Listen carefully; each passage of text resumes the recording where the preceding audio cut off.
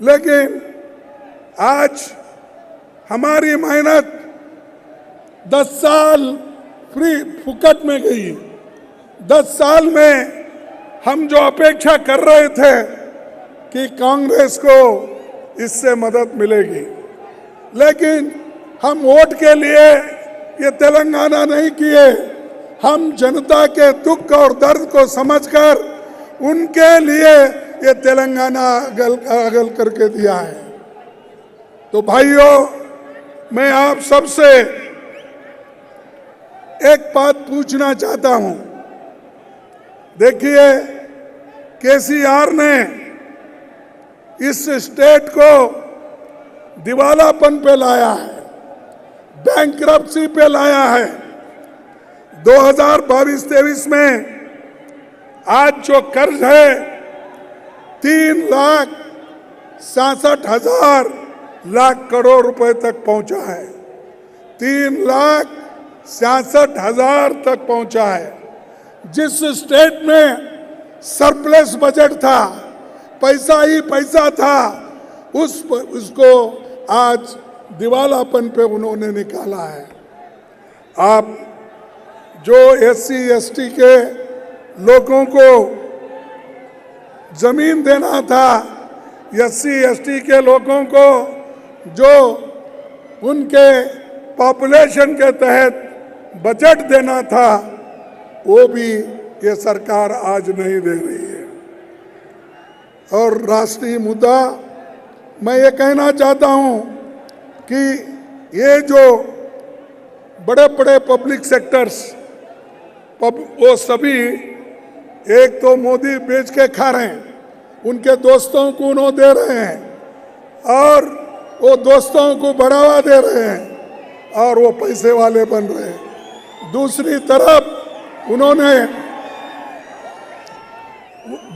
तरफ जो केसीआर, दूसरी तरफ ये बड़े बड़े पब्लिक सेक्टर है, उसको धक्का दे रहे हैं। और आज मैं कहना चाहता हूं कि ये जो पब्लिक सेक्टर्स है वो मुनाफे में चल रहे हैं, सिर्फ 1 या 2 नुकसान में है। लेकिन यहाँ की सरकार वो भी आहिस्ता आहिस्ता से नुकसान में पहुंचाने का काम कर रहे हैं। एक तरफ मोदी, एक तरफ केसीआर, ये दोनों मिल गए अंदर से। बाहर देखने के लिए अलग अलग है, लेकिन अंदर से मिलके है।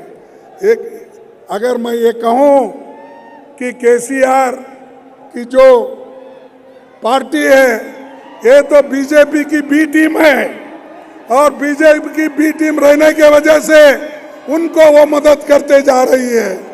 इसीलिए आपको बड़ा होशियारी के साथ काम करना है। और मैं ये कहता हूं कि पब्लिक सेक्टर में 2,50,000 रुपए फायदा है, लेकिन उसको घाटे में लाने की कोशिश सेंट्रल गवर्नमेंट कर रही है।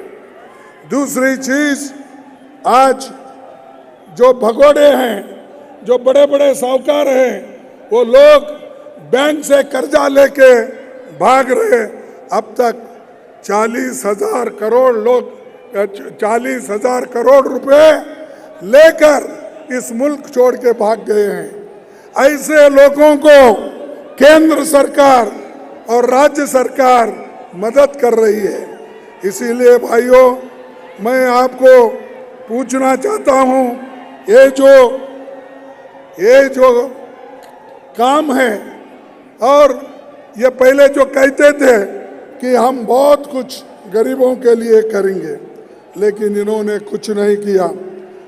बड़े बड़े कंपनियां टैक्स चुरा रहे हैं, लेकिन गरीबों को तकलीफ वो लोग देते रह रहे हैं। मैं आपको एक बात पूछना चाहता हूं, मोदी जी ने अपने इलेक्शन में वायदा किया था, क्या वायदा किया था? हमारे युवाओं को 2-2 करोड़ नौकरियां दे दूं। क्या आपको 2 करोड़ नौकरियां मिले? नहीं मिले। तो मोदी झूठ बोल रहा है। अगर झूठ बोल रहा है तो आप और एक बात बताइए, उन्होंने ये कहा कि बाहर के देशों से काला धन लाकर हर एक को मैं 15-15 लाख रुपए देता हूं बोले। आपको मिला वो 15-15 लाख? नहीं मिला। या तो मुझे कहना पड़ता है या तो मोदी झूठ बोल रहा है या आप झूठ बोल रहे हैं। मोदी झूठ बोल रहा है। अरे ऐसा जो है 140 करोड़ का नेता मेरे सिवाय कोई नहीं है। मैं बहुत देश के लिए काम करता हूं। बोलने वाला व्यक्ति झूठ बोलता है? नहीं। देख क्यों? वोट लेने के लिए मोदी भी झूठ बोलते हैं, केसीआर भी झूठ बोलते हैं। उन्होंने भी धोखा दिया और इन्होंने भी धोखा दिया। इसीलिए आप होशियारी के साथ आपको काम करना है और आने वाले चुनाव में एक बात को आप याद रखना चाहिए कि लाल बहादुर शास्त्री जी एक बात करे थे। उन्होंने हैदराबाद में एक बात की, एक छू बैठो, अगर किसी को सुनना नहीं है तो बाहर जाओ। Don't shout like that.